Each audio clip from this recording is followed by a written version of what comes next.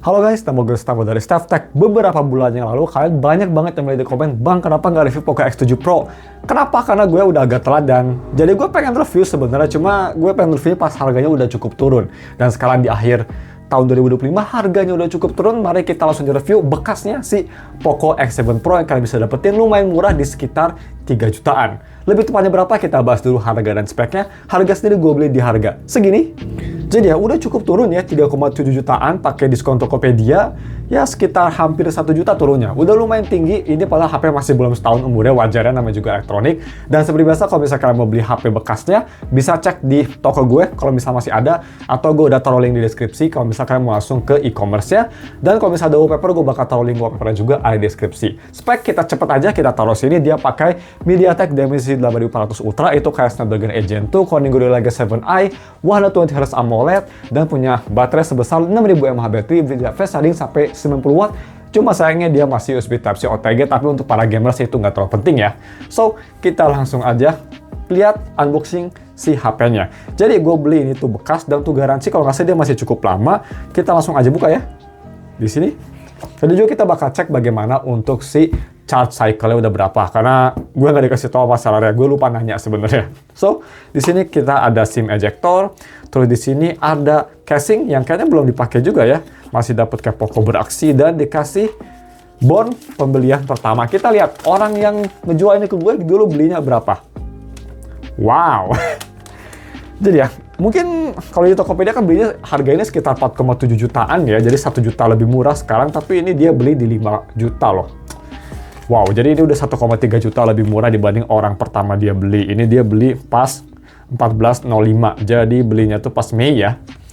Udah sekitar berapa bulan pas video ini di-record, sekitar 5-6 bulan, pas kalian lihat ini udah sampai 6-7 bulan ya, Desember lah kira-kira, berarti udah 7 bulan sih. So, seperti itu, dan kita langsung aja lihat untuk selanjutnya. Di sini ada HP-nya sendiri. Kerasa berdebu sih ya, karena mungkin udah lama di shelf juga sama orangnya. Dan untuk si charger bisa kita lihat dipakai juga, dia cuma udah di packing lagi.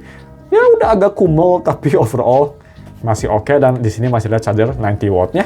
Seperti biasa Xiaomi masih pakai Type A ya. Dan cuma segitu aja sebenarnya di box ya, nggak ada yang lain lagi. Kita langsung aja ambil dari si sleeve-nya. HP-nya lumayan kotor ya, gue paling gak suka sebenarnya penjual yang gak dibersihin dulu HP-nya gitu, langsung asal masukin aja itu. Kenapa gak dibersihin dikit gitu ya? So ya, gue bakal balik lagi bentar, gue mau bersihin dulu bodinya ya. I'll be back. Nah, sedikit lebih better, coba bisa kita lihat ini agak ngebekas ya, bekas si stikernya, dan ada kayak bekas kayak MagSafe gitu ya di sini. It's fine sih, ini masih oke, bisa pakai alkohol nanti hilang. Tadi juga cuma kasih air bentar. Dan kita lihat turnya dulu yang paling penting, cornernya apakah aman, nggak ada dent, bagus. Ini gue nggak tahu siapa yang terakhir pakai HP ini, tapi kayaknya dia pakainya bener-bener nggak peduli banget ya sama kebersihan HP-nya, kerasa kayak dekil banget gitu. Wah, iya oke. HP-nya juga kayak bau rokok anjing, so ya, unlucky banget. Tapi it's okay. Nah, gue paling benci ya guys, by the way, HP yang bau rokok tuh. Harus dikasih alkohol nanti. Tapi ya, kita lihat ke depan. Di sini ada layarnya yang masih Xiaomi masih pakai zaman layar kecil ya. Sekarang kan Xiaomi layarnya udah kayak gede-gede kan, lebarnya gue suka. Ini masih ramping 6,6 inci, 6,67 lebih tepatnya AMOLED, dan di sini dikasih screen protector, tempered glass. Kita cabut aja, kita lihat kemulusan dalamnya. Karena selernya ini mulus banget ya, kayak baru. Tapi dari baunya aja kayak rokok, itu udah tai menurut gue. Dan untuk layar sendiri, tapi dia jujur benar nice. Untuk layar gue lihat absolutely flawless. Kayaknya pas dia pakai langsung pasang tempered glass ya, soalnya ini mulus banget layarnya 100%. So ya, at least walaupun banyak negatif, dia at least ada positifnya, yaitu layarnya oke ya, walaupun HP-nya bau rokok banget, tai emang. Anyway, daripada meng-offend kaum paling baperan, kita langsung aja lihat bagaimana untuk kamera. Kamera belakang dia pakai self dual kamera 50 megapiksel dan 8 megapiksel. Terus untuk video recording bisa di 4K 60 untuk kamera utama, dan untuk kamera depan dia di 20 megapiksel dan bisa nge-recordnya nggak bisa sampai banyak, hanya di 1080p 30 fps ya, wajar ya. Ini kan HP gaming, jadi ultra wide 8 megapiksel, oke, at least bisa 4K 60 lah main kameranya. Segitu aja untuk speknya sendiri, dan overall gue bisa bilang kemulusan sih. Sebenarnya bodi belakang ini wajar ya, karena dia terbuat dari plastik, jadi bisa nempel-nempel kayak gini, mungkin harus dibersihin pakai alkohol. Overall, tapi bodi mah ini mulus ya. Minus bau rokoknya itu, tapi selain itu ini cukup mulus. Gak tau nih gimana cara ngilanginnya, gue harus direndam ke air gitu, I don't know. Ini kan IP69 juga ya. Jadi seperti itu, kita tes dulu bagaimana untuk si beratnya. Karena ini HP walaupun dari plastik, baterainya cukup gede dan gue rasa cukup berbobot. Kira-kira mungkin ini beratnya sekitar 210 gram. Mungkin kalau gue mau tebak, kita lihat aja. Oke, gue salah total. 193. Jadi, ya masih di teritori HP plastik pada umumnya ya. So, seperti ini untuk bodinya sendiri, overall gue suka. Ya, ini desainnya ngingetin gue sama kayak iPhone 17, 16 gitu ya. Ini desainnya sekarang lumayan pasaran juga sih di Android sebenarnya. Jadi, cukup oke. Button juga masih enak. Dan ya kita mau setup dulu HP-nya. Dan nanti kita bakal balik lagi untuk first impresinya bagaimana. Karena gue belum pernah coba juga hands-on. Di tahun 2025 akhir ini di harga 3 jutaan. Apakah worth it first impresinya? Pastinya gue bakal tes nanti minggu ini ya. Di hari kayaknya antara Senin sampai Jumat gue bakal tes 3 game, Wuthering Wave, Zero Zone Zero, dan game paling tai optimisasinya Duet Night Abyss ya. Kalian lihat aja, dan untuk review seperti biasa bakal tayang minggu depan, stay tune. So, gue mau setup dulu dan nanti kita bakal balik lagi untuk hands-on, kita bakal tes sedikit juga main WoA bagaimana di sini. I'll be back soon. Oke guys, udah gue setup. Seperti biasa yang pertama kita tes langsung bagaimana untuk fingerprintnya. Di optical dan penempatan fingerprintnya seperti biasa. Seperti apa channel lainnya agak terlalu bawah, tapi untuk kecepatan sendiri, kalau misalnya tangan gue nggak kering banget ya, nggak lagi kering banget, kalau misal ini cukup cepat ya, bisa kita lihat tuh. Cepat, tapi kadang nggak bisa, tapi ya tangan gue lagi kering sebenarnya. Tapi kalau udah normal tuh bisa kita udah mulai lembab dan nggak ada masalah. Overall sih, fingerprint nggak ada masalah, cuma penempatannya aja seperti biasa. Dan untuk Android sendiri, kalau misalnya kita lihat ya di About Phone, ini masih di Android 15, jadi belum sampai Android 16, sayangnya update-nya kayaknya bakal agak ketinggalan untuk si Poco X7 Pro ini, karena kalau bisa kita klik update di sini pun dia checking masih security update aja, jadi belum update sampai Android 16. Ya mungkin bagus juga masih bisa pakai Scene 8 ya untuk FPS overlay nanti kita tes gaming. Terus bagaimana untuk si displaynya sendiri? Displaynya sih khas Xiaomi ya. Menurut gue Xiaomi sekarang display udah cukup bagus, nggak se-vibrant Samsung, dia displaynya lebih mendekati kualitas kayak iPhone gitulah. Jadi cukup oke, kalian bisa pakai Pro Color juga biar lebih akurat kalau misalnya mau lebih muted warnanya. Tapi overall gue suka sama layarnya, nggak ada masalah. Cuma memang HP-nya ini untuk zaman sekarang memang cukup compact ya menurut gue. 6,6 inci tapi dia lebih ke tinggi, jadi nggak selebar HP-HP Xiaomi yang baru banget keluar kayak misalnya Xiaomi 15T gitu. Poco X7 Pro memang sedikit lebih di antara kecil sama besar, yang bagi orang bakal suka. Kalau gue sih lebih prefer yang besar, terutama lebih lebar, itu aja sih. Dan untuk haptic sendiri gue tadi udah coba tes, haptic dia surprisingly bagus. Ya bisa dibilang nggak sebagus Apple atau Google juga, tapi dia udah sekelas HP kayak misal itu ya, bisa kita HP kayak Samsung gitu, itu ya oke lah kayak Samsung gitu, sekelas Samsung gue bisa bilang untuk kualitas sendiri. Kalau misalnya kita coba ngetik gitu, ya oke lah bisa dibilang.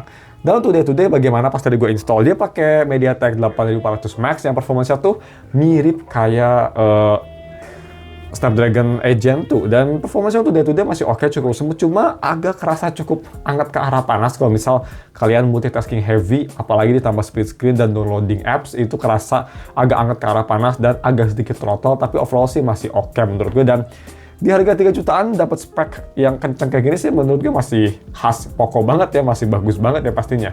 So, kita langsung tes bagaimana untuk si speakernya. Speaker sendiri dia dual speaker, dan gue udah coba tes tadi dikit-dikit, gue bisa bilang speakernya agak biasa aja. Vokalnya oke, bassnya oke, tapi gue rasa vokalnya tuh walaupun jernih tapi agak sedikit terlalu nusuk, terutama di high volume, jadi distorsinya agak kerasa ya. Kalau misalnya kita coba video apa nih, gue videonya aneh-aneh lagi. Video siapa ya? Kita buka video inilah ya. Oh no, I might have just Harus keras deh, volumenya nggak keras banget. Or the best decision in my life, depending on who you ask. Soalnya sih oke ya, cuma agak sedikit crispy si itunya. Cuma yang bikin bagus dari speaker ini, dia soundtracknya cukup luas dan bass-nya cukup kerasa. Itu sih poin plus dari speakernya. Oke, kita langsung tes bagaimana untuk kamera quality. Kita cepet aja ya, karena ini gaming phone, tapi di bawah kamera juga cukup oke, karena dia 50 megapiksel udah cukup bagus, bisa 4K 60, ada ultrawide juga. Kita coba foto aja langsung ke, seperti biasa, Red Bull. Ini dia untuk Red Bull.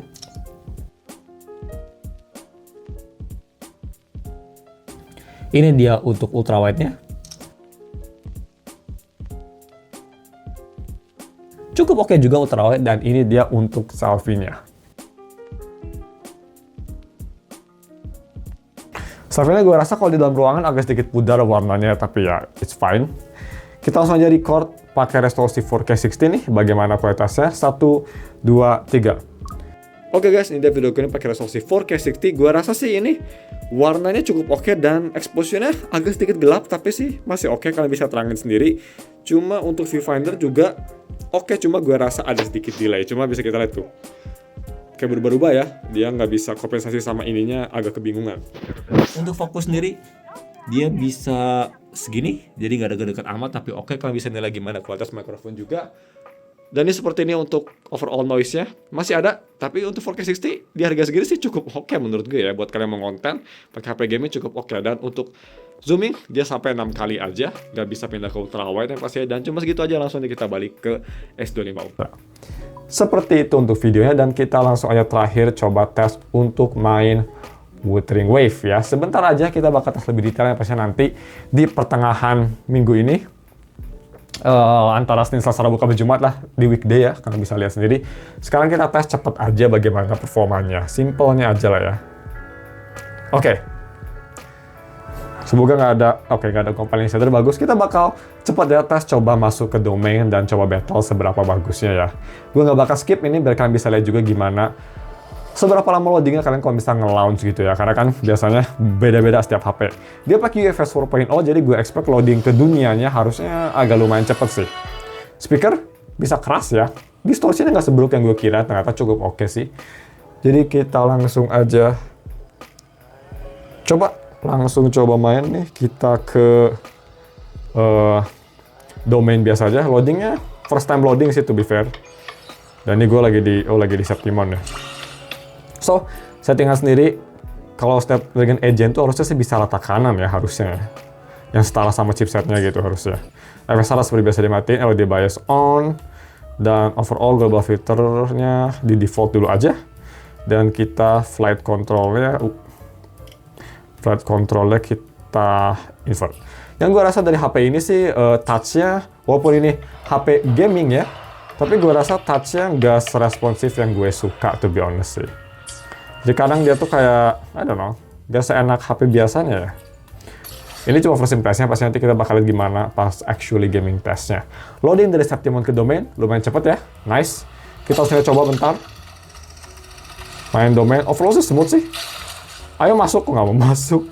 There you go. Masih loading kayaknya dia. Kita ultiin semua aja. Langsung pakai ulti berat, pakai ulti Prolova, kita lihat. Apakah bisa? Masih smooth ya. HP juga masih oke temperaturnya. Ganti ke Galbrena. Oke. Ulti. Masih smooth. Nice. Bam. Jadi ya, awal-awal masih oke, tapi memang ini HP-nya langsung kerasa anget-anget panas daerah layar kiri sini dan bagian sini. Kalau misalnya kita mau coba scan, penasaran aja. 38, oke, masih kecil ya, tapi di layarnya nih 42. Kerasa panas di layarnya cukup. Kerasa cepet ya, belum sampai 5 menit kayaknya udah kayak gitu. Jadi ya seperti itu performance overall sih. Kayaknya untuk gua masih enak. Gue penasaran gimana tuh Duet Night Beast, karena itu game yang belum optimize, at least pas video ini gue buat ya, di bulan November. So, kita Oktober, lebih tepatnya Oktober akhir. Tapi cuma segitu untuk videonya. Jadi kita langsung aja ke first impression-nya bagaimana setelah gue pakai HP ini. Overall sih, bagus ya. Ini untuk harga sekarang cuma murah 3 jutaan sih, kompetitornya yang di harga segitu kira-kira GT30 Pro, sedikit lebih murah sih bekasnya, tapi itu mungkin ya yang speknya mirip-mirip. Dan gue kayaknya lebih prefer ini deh daripada Infinix GT30 Pro untuk masalah performance sendiri ya, raw performance. Tapi konklusi kita bakal tahan di reviewnya, sekarang cuma segini aja. Hands on pertama kali sih, di harganya ini oke banget. Thank you for watching, dan jangan lupa ketemu lagi kita nanti buat gaming test dan for reviewnya minggu depan. Goodbye.